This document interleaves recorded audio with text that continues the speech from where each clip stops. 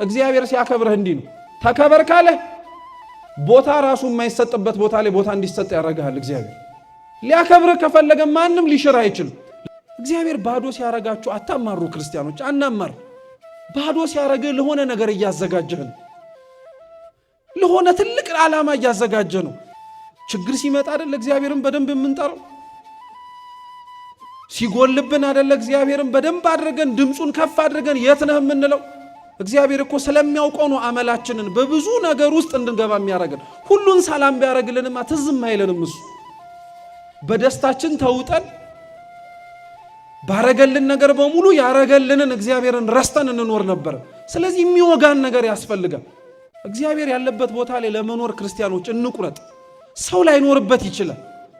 እኛ የምንፈልጋቸውና አብረውን እንዲኖሩ አይዞ በርታ የሚሉን ሰዎች ላይኖሩበት ይችላል። ምናልባት እኛና እግዚአብሔር ብቻ ልንገኝበት የምንችልበት ቦታ ከሆነ እውነቴን እምላችሁ አንውጣ። ሰው አጅቦን እግዚአብሔር ከማይኖርበት ነገር እግዚአብሔር ኖሮ ሰው ባያጅበን ይሻላል። ዛሬ እንደዛች ሴት እኮ የሚያለቅስ ሰው አለ እንዴ? እሱ ካልተነካ፣ እሱ ቤቱ ካልተንኳኳ፣ እሱ እንትና የደረሰባቸው ችግር ካልደረሰበት በቀር እኮ ሲያሳዝን ብሎ ነው የሚያልፍ።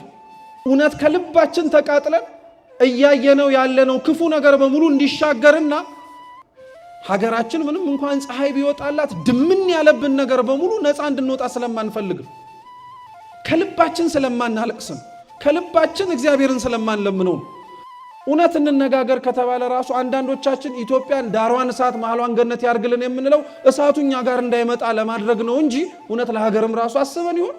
የእግዚአብሔርን ውለታውን የረሳን ዘመን እግዚአብሔርን የማያውቀው ሌላ ህዝብ ተነሳ ተብሎ ነው ለኛም የሚጻፍልን።